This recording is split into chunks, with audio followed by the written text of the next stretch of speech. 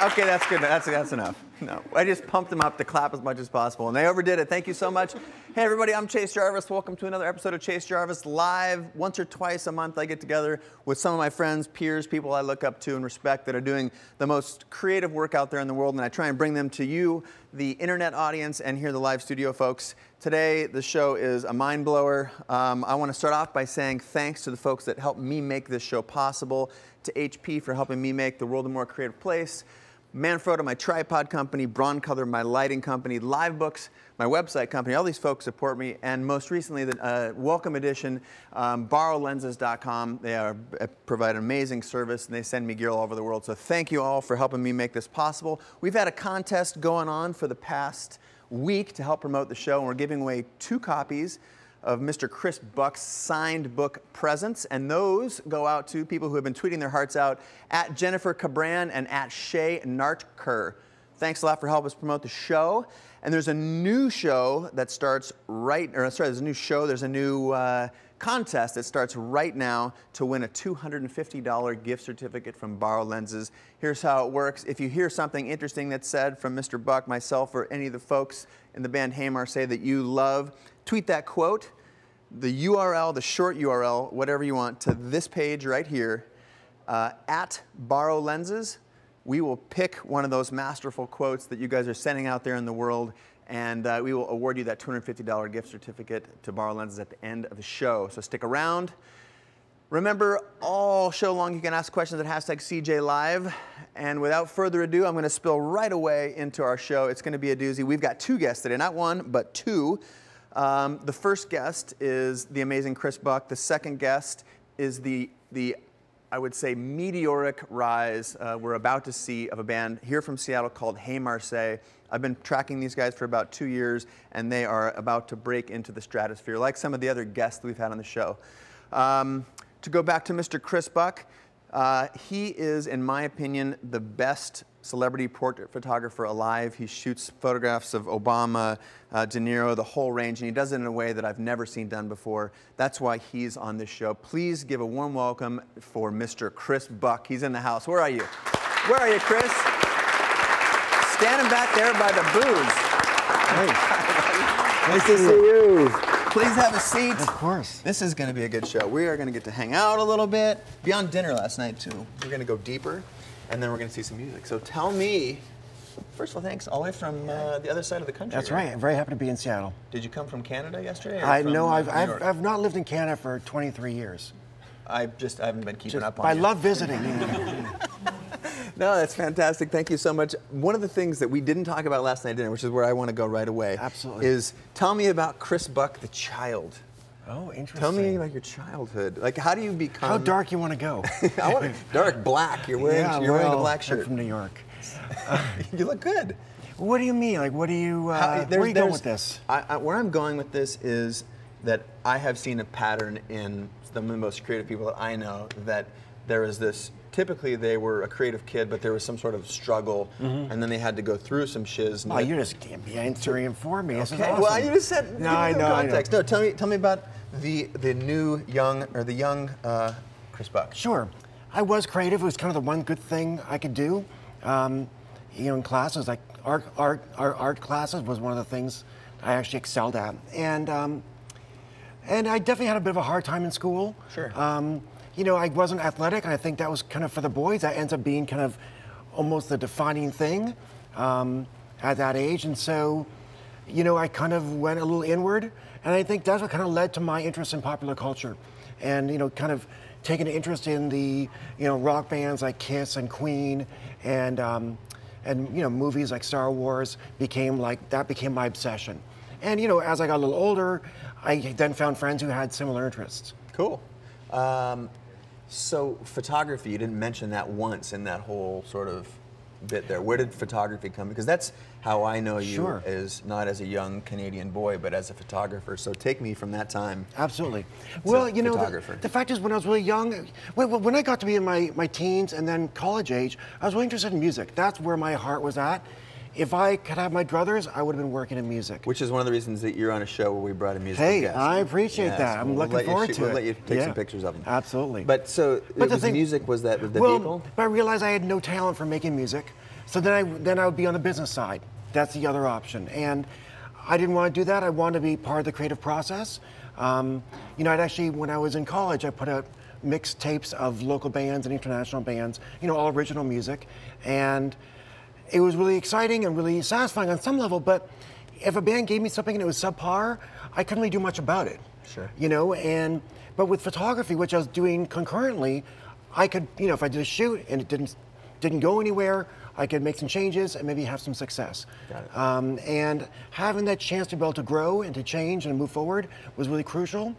And you know, it was kind of natural. My father actually worked at Kodak when I was a kid. Wow. And Isn't that so crazy that they're gone now? And photography was just sort of part of our lifeblood. And I mean, honestly, if I had any idea how technical photography was, I never would have gone into it.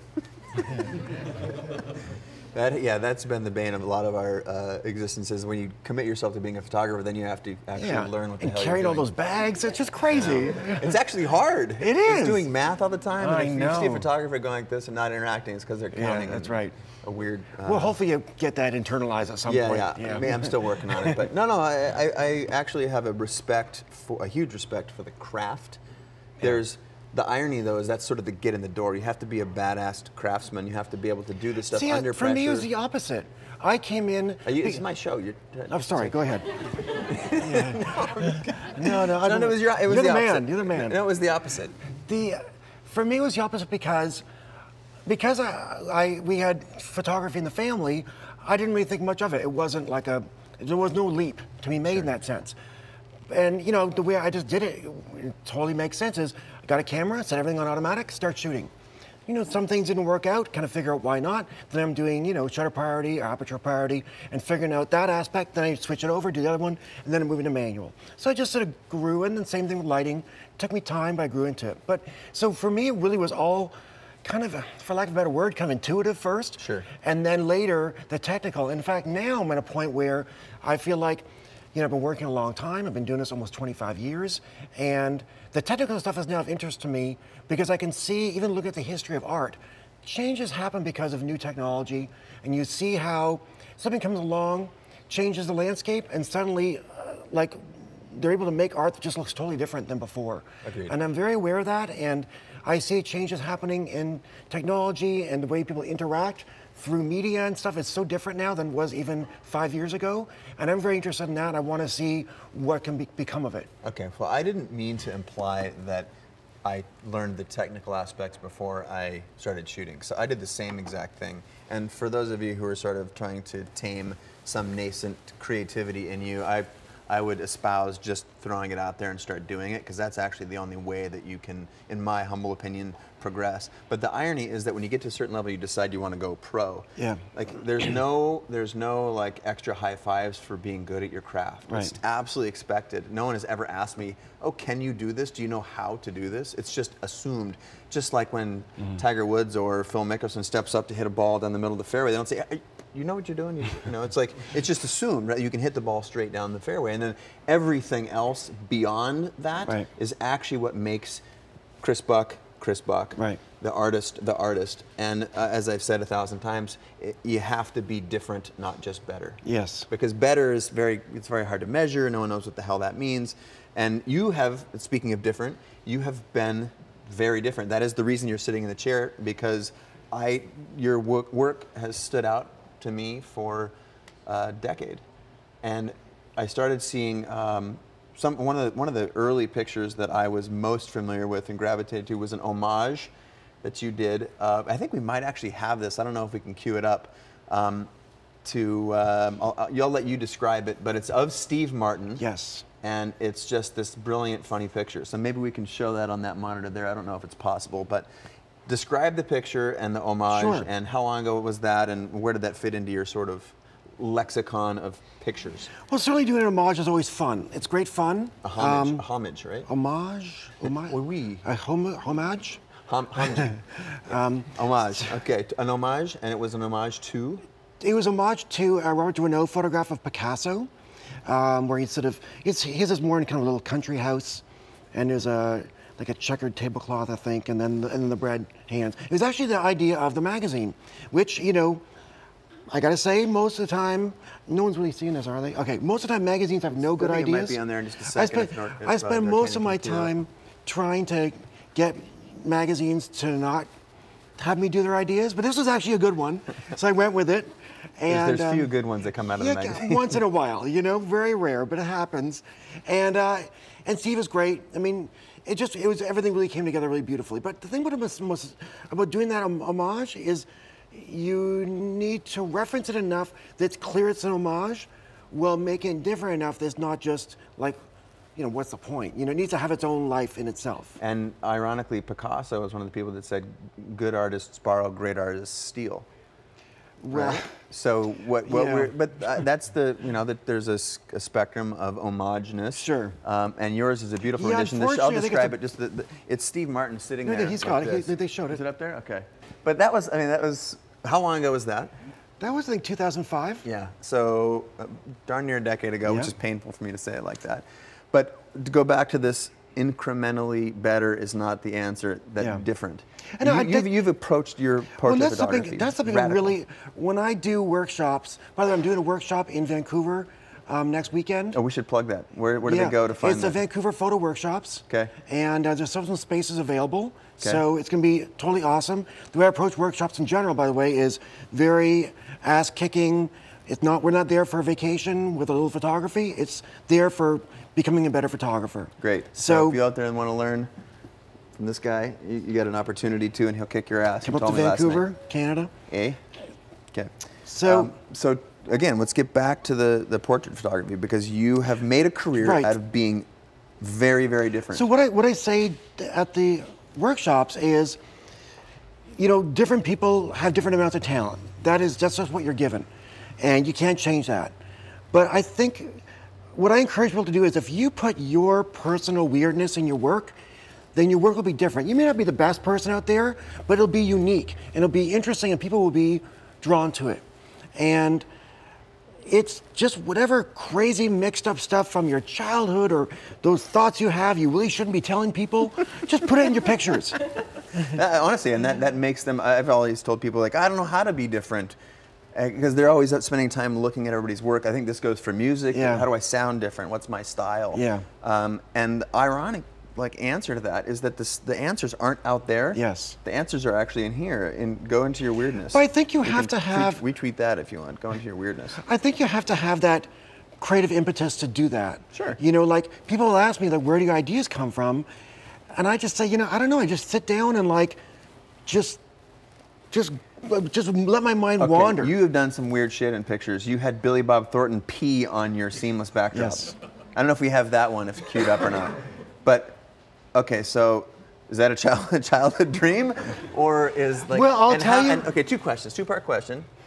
Part one is, did that come from your childhood? And part two, if yes, then there's another part two I'll expect you to go on. But part two, if it didn't come from your childhood, how in the hell do you get a celebrity? And I've seen you ask celebrities to do some super weird stuff in the best way, but that's what makes your picture different. How did you get Billy Bob Thornton to pee for your camera? Okay, I'll tell you the whole story. Good. Quickly. That's why we're here. Okay, so what's interesting, I think, about the methodology of that picture, actually, is that was an idea I came up with about 5 years before. I was on a photo shoot with an executive or something in Texas, and we were out in the field, and we had this bull. There's a bull there, and we were shooting. We did one shot where we hung a seamless in the middle of the field. Okay. And on that shoot, I was like, wouldn't it be awesome if he urinated on the backdrop?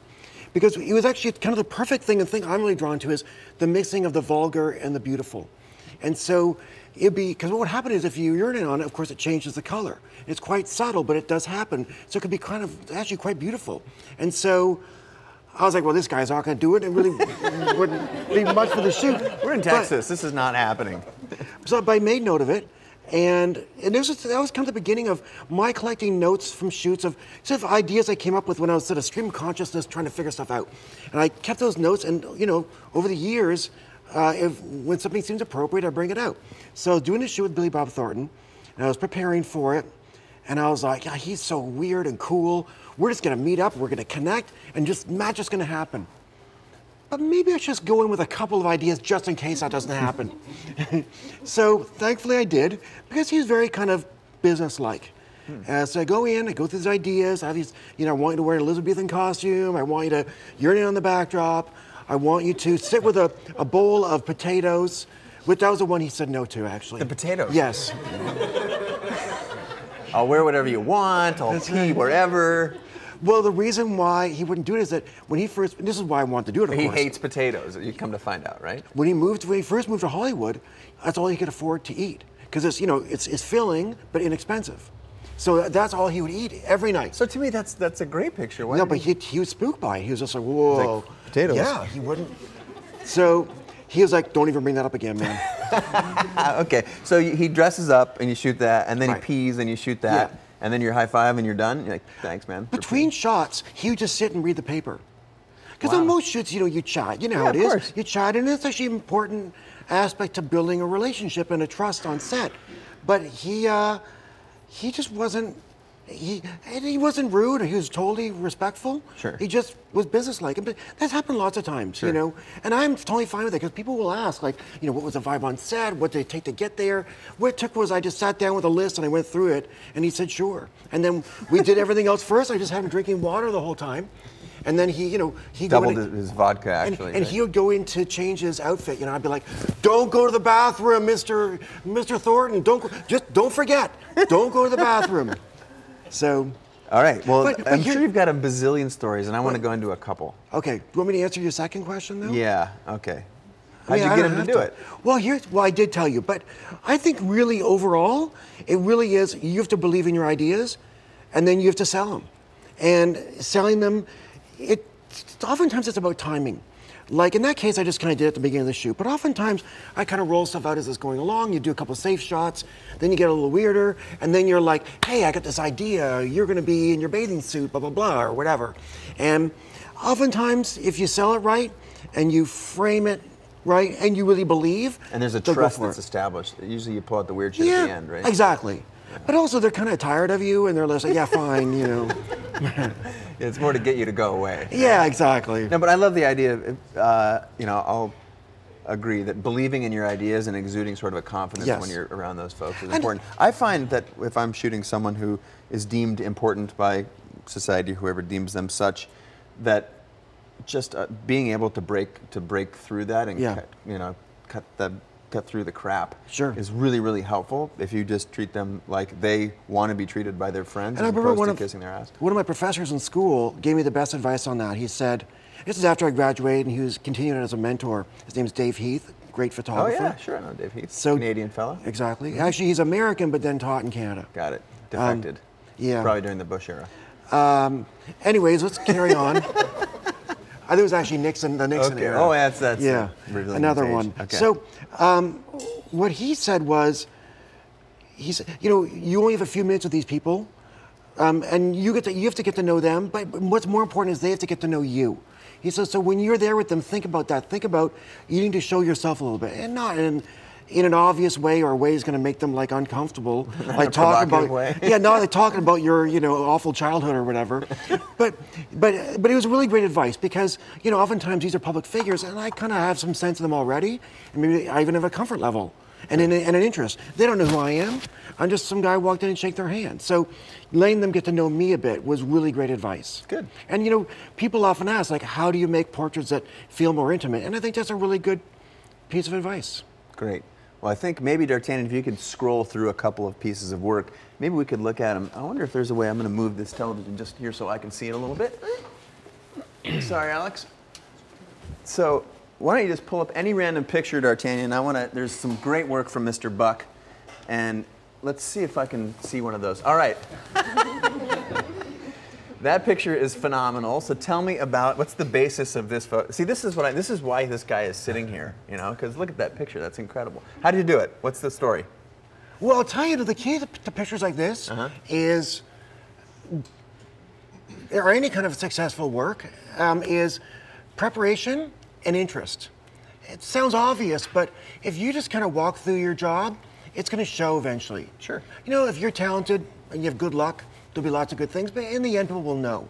And I think my being passionate and interested, like I had this idea of doing something of him with a big brown bear. That's from childhood. Just go with me here. Okay. So we're actually shooting in Vancouver, where I'm going next, and we found a taxidermy place. We went to this, it was in North Vancouver. We found the taxidermy place. They had all kinds of crazy stuff. We're walking around. This is why, like, often I'll go and not just sending a prop stylist. Sure. I saw the cat, and it was on the ground. It was obviously meant to be kind of low and be leaping up at you. Very terrifying. And I saw it, and I'm like, this is just weird. And so I'm like, let's get that too. So we brought it back, and we did all our other shots, and then we could do 2 different shots at the end. I said, well, Andy, which one do you want to do? He said, let's do the cat.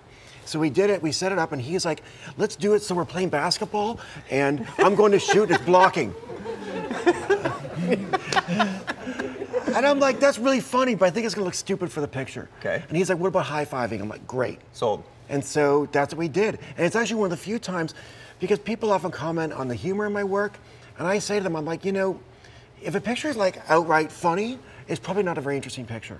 But if it's a little more subtle and needs a little time to roll out, well, it's one of the few times where it's not, but it still really works. When we were shooting it, we were actually really in danger of losing it because we were all laughing because every time he'd do it, he'd say something different, like, we just closed an important business deal. Yeah! Working with that guy's got to be a racket. Let's see another one, D'Artagnan. Click to me one more if you would. Mr. Sandberg, and now. Okay, describe that one. The less said, the better. Give me 30 seconds on that one.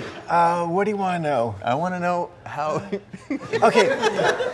All I can say is, this, I think it was my first shoot after my daughter was born, and I didn't get any sleep, and this is what comes out of it. Good answer. Next picture, please. Give me one more. We'll go through one more.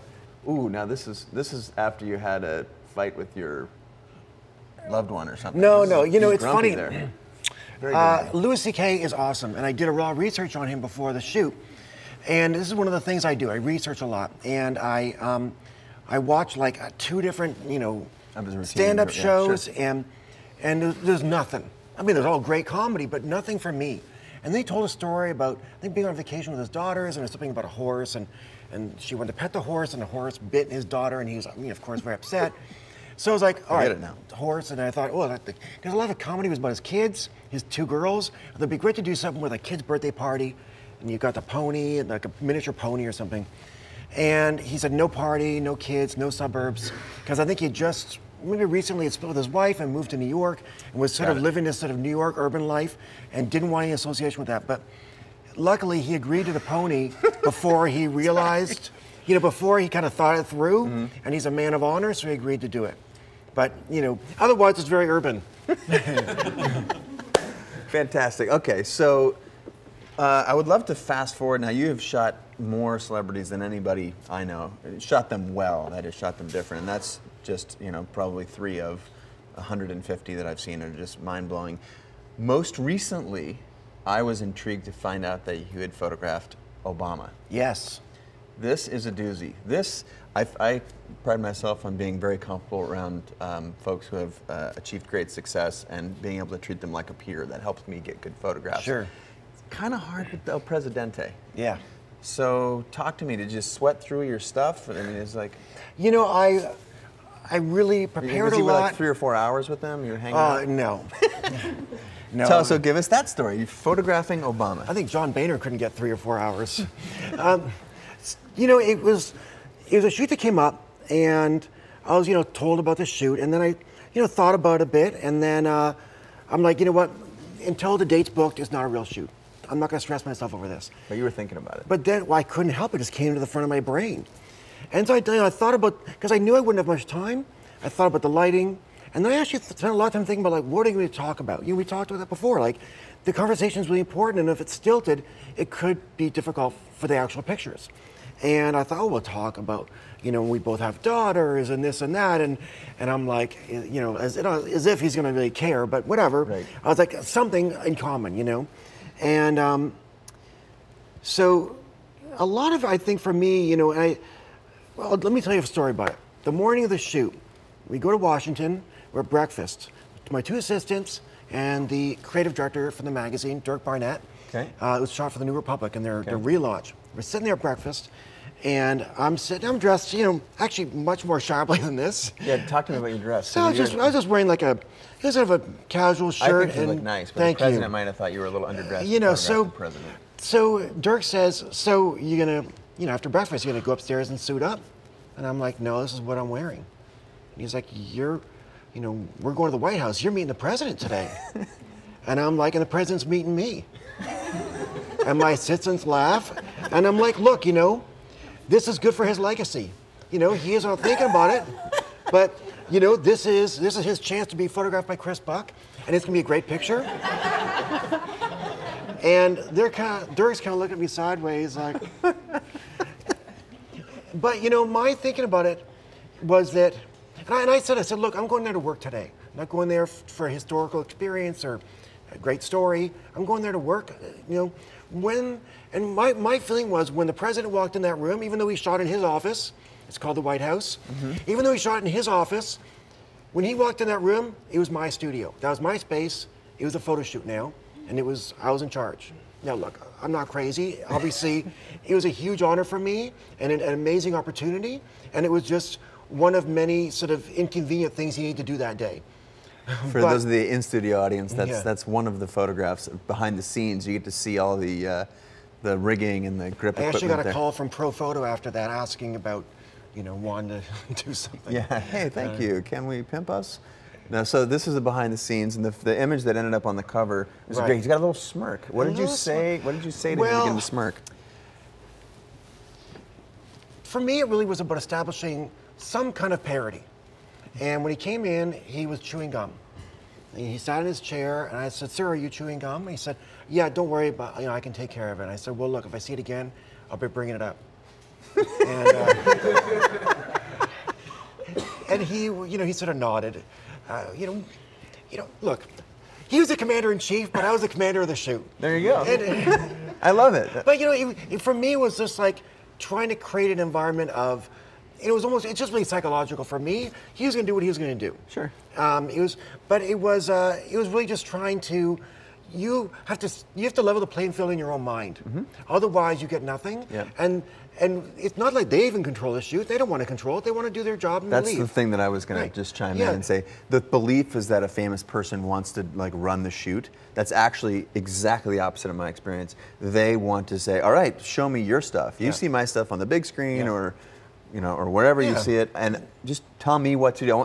Like, boss me around, make me look good. Yes. Because if you don't, I'm going to have an issue with the picture. Make me look good and tell me what you want me to do. And by and large, they're game for it. So commander and shoot, bossing around the commander in chief. I mean, he was great. As a photographer, you'll appreciate. He asked me, "What kind of expression do you want?" And I said, "Serious, please." And he's like, "Okay." I mean, a lot of politicians. But then he smirked. Where'd that come from? It's just a little connection between us. Did you blow a bubble with your gum when he was like, "I got gum, you can't have gum"? Yeah, no. But it was 4 minutes, 22 seconds, and 11 milliseconds. That's how long the shoot lasted? Yeah, someone from his team actually timed it on a stopwatch. Seriously? Yeah. 4 minutes and 20, just missed it by a couple of seconds. Yeah. So you called yourself a sociopath in our conversation. Yes. That is I've had people not say they're handsome. Not psychopath. Sociopath. It's a different, So, and then you extrapolated a little bit, and you said that any good portrait photographer, and this is for you folks out there in the internet world too, any good portrait photographer is a sociopath. A little bit, yeah. The thing These are your words. These are not my words. I'm owning it. Own it. Absolutely. Okay. Tell me about it, because that's weird. When you go in there and you've got someone sitting there, and there's a human psychological thing. You want to have them be happy. You want them to be comfortable. You want them to be. I'm great. Okay, good. But you're not taking my picture. Okay. It's true. Yeah, we'll talk about that later.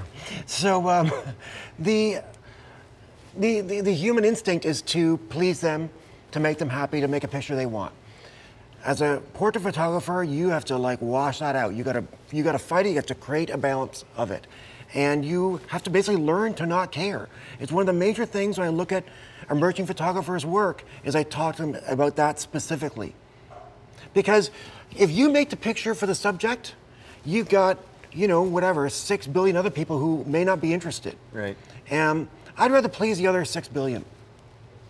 That's a great answer to that question. It's a great answer. So, and the fact is, usually, if you do that, the subject will also appreciate you've done something. So interesting you're putting your mind in the mind of the audience, who you're creating for.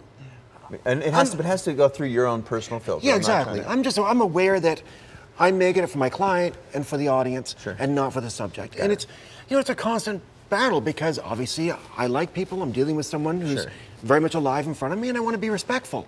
At the same time, I want to walk out of there with a great picture. And what I say to people is, when you go to make your pictures, the paramount thing in your brain is do whatever you have to do between here and the shoot ending to come out with 1 or 2 great pictures. Everything else doesn't matter. Well said. I'm Chase Jarvis. I'm here at Chase Jarvis Live. If you're out there on the internet and you want to ask Mr. Chris Buck a question, we'll go into the phones in just a second. Use hashtag CJLive. We're tracking that stuff, and I'll be able to ask a question wherever you are, if you're in Nantucket, Nairobi, or Nebraska. And you folks out here in this live studio audience, if you have a question, I'm going to go to it just in a second here, but I do want to translate what you were just saying into the next part of the show, which is you talked about making them feel good and how you don't want to do that. But the most extreme version, now I'm leading into Mr. Buck's book here, which is called Presence. So you don't care about the subject so much that you have a whole entire book of photographs of celebrities where you actually cannot see them in the picture. Verifiable. Who have you done pictures of? David Lynch. Name a few. David Byrne, Weird Al Yankovic, Gunter Grass, Archbishop Desmond Tutu. So these are people who either he has traveled to them or they have traveled far and wide to sit for him, and they're not in the picture. No, they are in the picture. But they're in the picture. Okay. They're not clarify. visible. And is there? Hey, Jeff, can you grab that book that Chris gave to me just so I can hold it up on screen here? It's called Presence. I've never seen a book like it in my life. I don't know how the hell you got it published. I don't know how the hell you got these people to sit for you, but it's genius. Thank you very much. Tell me a little bit about it. Well, you know, I interrupted you and I apologize, but the fact is I really do, I think it's very important that people understand that people actually are in the pictures. It's true. Like this like is a reflection, Jay Leno. right? Here's the book on the table.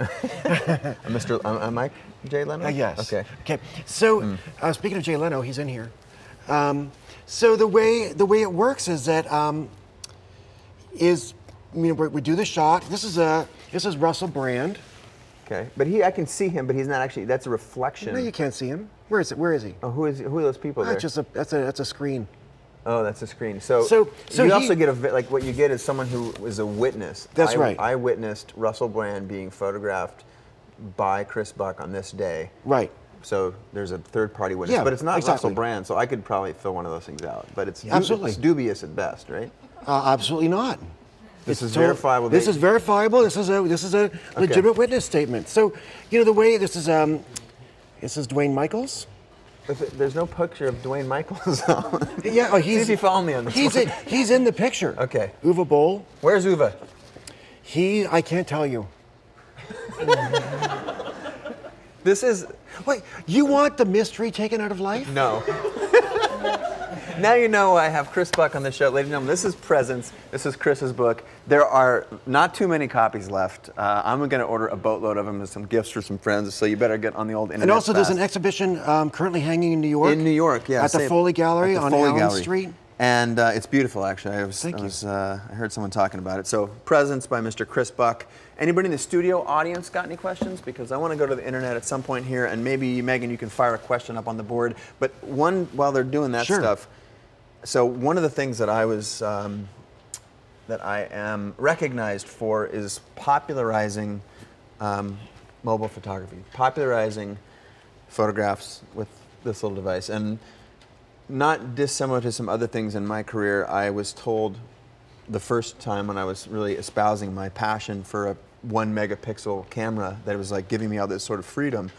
and a lot of people were talking a lot of shit, frankly. Like, come on, it's it's 1 megapixel, it's not really a camera. Sure. It was just a lot of trash talking. Yet my experience was, my professional career had been, just back to back to back, gigantic shoots, 20 to 40 people traveling to New Zealand for 3 weeks to make 2 pictures.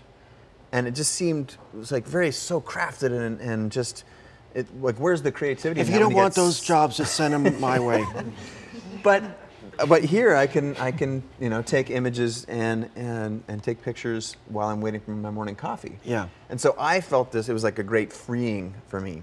Yet, and I went on to create an app, Best Camera, and it was the top 10 app. I'll pat myself on the back a little more here. But in that process, I loved it. It was a freeing experience for me. You also talk trash about this. You talk mega trash, not about me, but about this whole idea. Yes. Give it up. Well, I actually think, we spoke about this a bit last night, and I've been thinking about it, and I actually think we're coming at it from the same view, which is, when you were doing that, it was a contrarian move. Yes. People were, a lot of your friends and peers are totally obsessed with the cameras and the quality, and the pixel size, and what can it do, how big can it go, all these things. And you're like, this isn't everything, but this is something else that's also worthwhile. And you showed it by making the images and then doing the book. But my reaction was, move forward, say 5 years, and Instagram comes out and becomes this phenomenon. And of course, a lot of my friends are in the photo world or are connected to the photo world. So it's all blowing up with my friends. And I'm seeing their feeds, and they're asking me, are you on Instagram?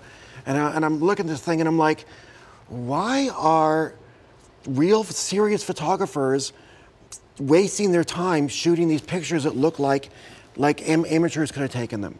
And that was my first reaction. I got talking to people about it. Sure. Different people have different takes, but ultimately, here's my feeling about that kind of work, is for people who are just keen on photography or on the periphery of photography, I think it's fantastic. It's a way that people can make the work, actually have an active audience that inspires them to make more work.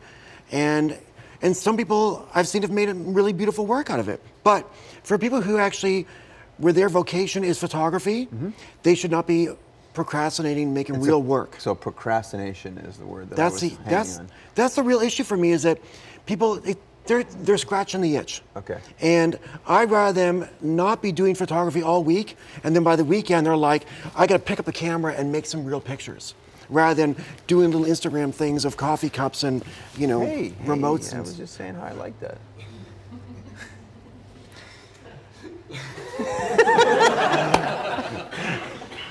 Okay, we got all kinds of questions coming in from the internet. At Benjamin King 187 says, who was your first celebrity subject and what was the experience like? Canadian comes down to America, shoots a big Hollywood celeb. What's it like? Well, I'm going to give a very unsatisfying answer to that question. Okay. Because really, when I was first getting into it, I worked with a friend who's in the music scene in Toronto, and she said, you should really shoot local musicians. They're going to want their pictures. They're right here. They're going to be appreciative. It's great. And that's what I was all into, is music, right? So I approached a band that I was following at the time. They're called Sturm Group. They're like a local band in Toronto in the early 80s. And I approached them, and they were like really arrogant and difficult, made fun of me. And it was really, really difficult and really unpleasant.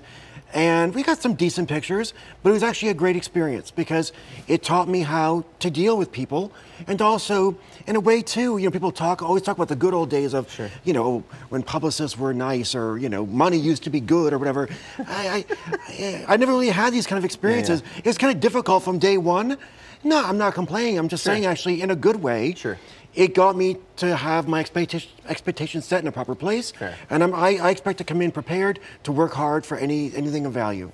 First celebrity that the folks at home would know that you shot, and how was it? Oh, you're really pressing me here. I mean, just thinking back. I'm just trying to. It's Benjamin King 187. I know. I don't want to, put off Mr. King. I mean, the first person I shot who was like an international person was the lead singer of Midnight Oil. Oh, the bald dude? What was his name, Peter or something? Bald dude? Yeah. Yeah. Okay, and how'd it go? Okay? It was fine. I mean, I think there's a lesson there too, in that I kind of did the thing you said, where I let him kind of choose what happened. That sucks. And then the pictures were, he didn't do anything, as you said. Sure. So the pictures were nothing. Got it. So I really learned about how to prepare and how to have my own viewpoint.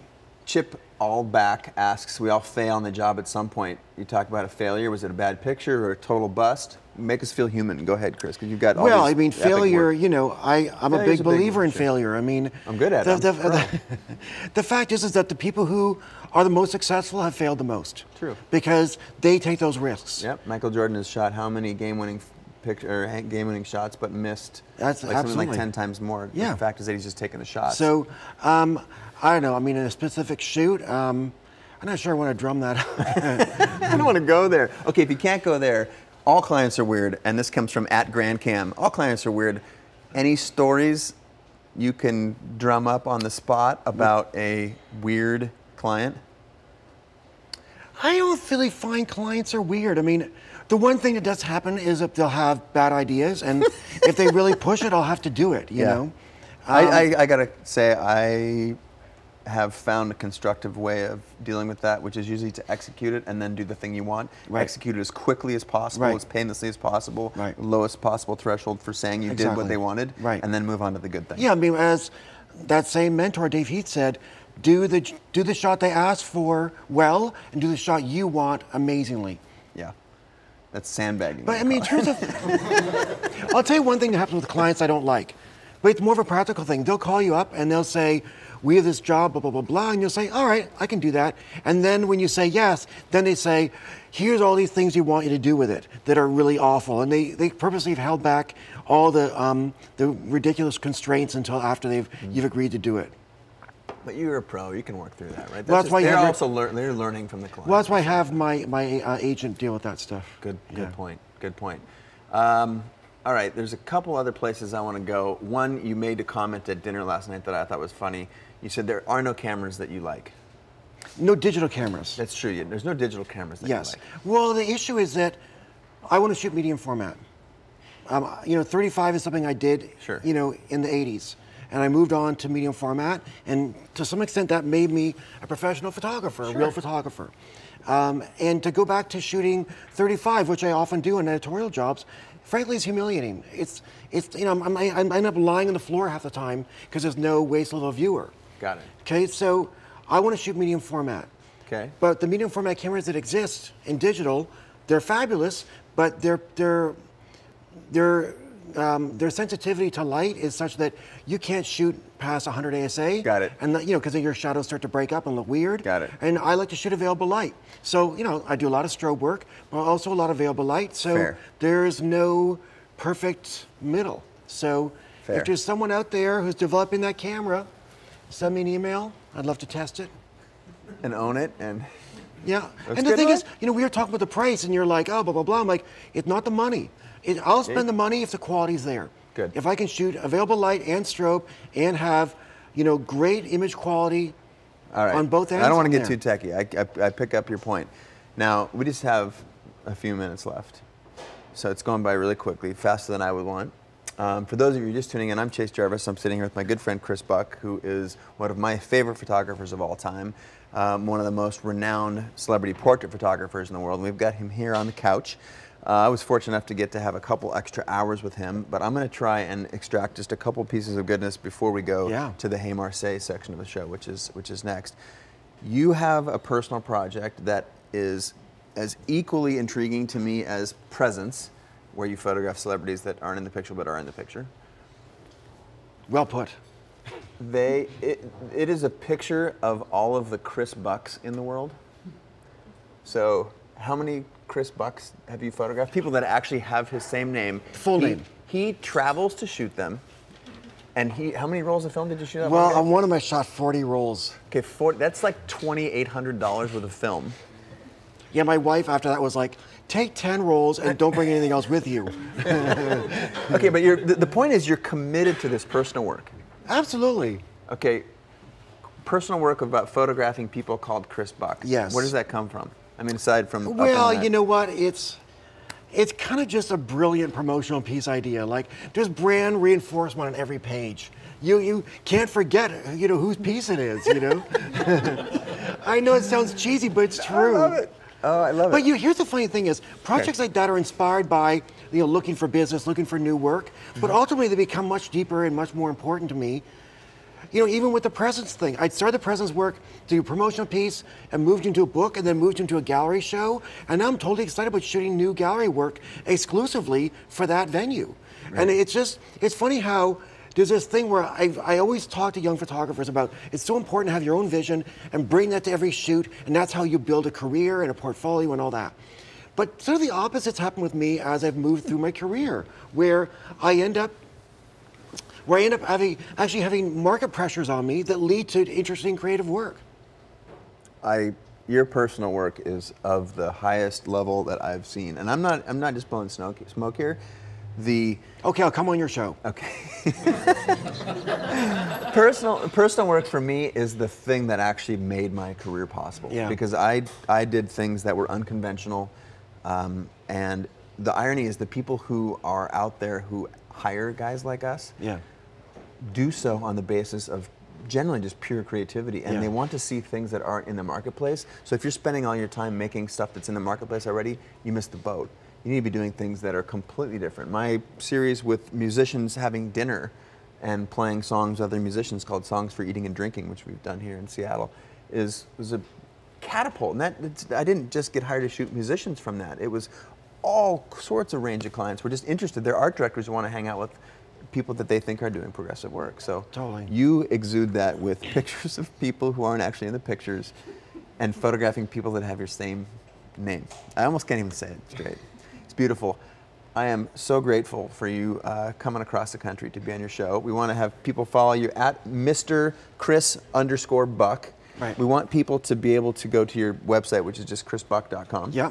We want people to have a chance to go to the workshop up in Vancouver. Yeah. And where do they find out about that? They can look up, they can just Google Vancouver Photo Workshops. And your name. Plus my name. Got it. And also I keep a blog, and I keep it up pretty regularly. Okay. There's some really cool stuff on and the blog. And it's, they can get to it through my website. And, I do it weekly, and I'm very open, as I am here, about what I'm doing and what it's about. I love that, about what it's about. Can we take a second and give Mr. Chris Buck a hell of a round of applause, please? Thank you so much. Hey, everyone loves you. Woo. Thanks again, man. Seriously, appreciate it. Awesome. Whew. Now, we are about to move into the second segment of the show, which is something I know that a lot of folks out there are very excited to see as well. One of my favorite new bands, not so new, I've been tracking them for 2 years, love their music. They've got a new album out, we'll talk to them in just a second.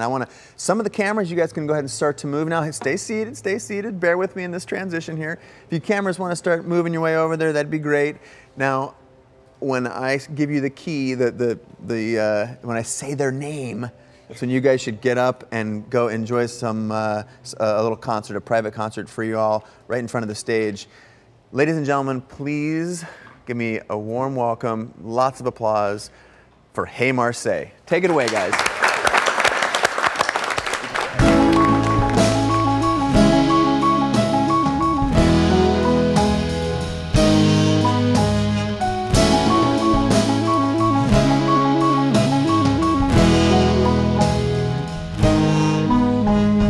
Go back where we started when the sun was angled right. Men you'd see on TV screens were me in the same light.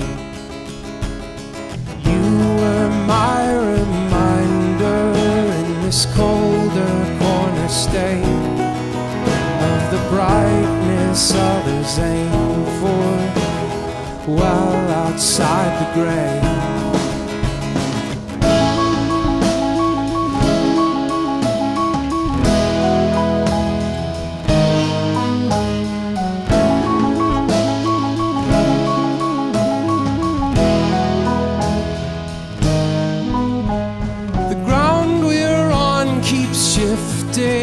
But our steps still stay in time.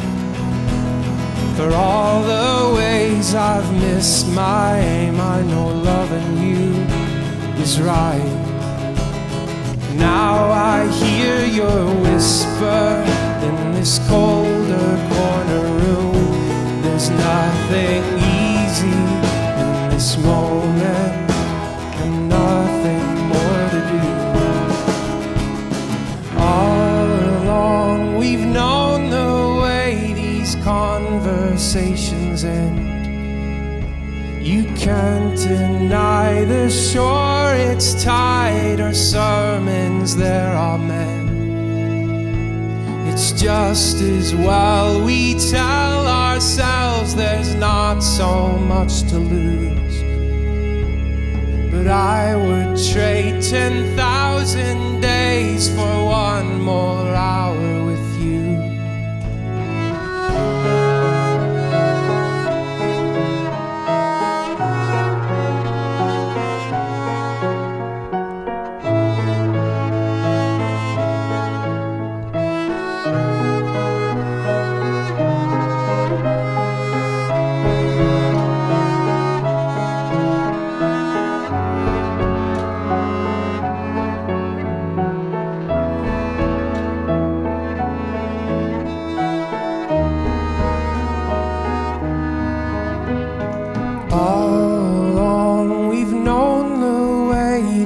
Conversations end.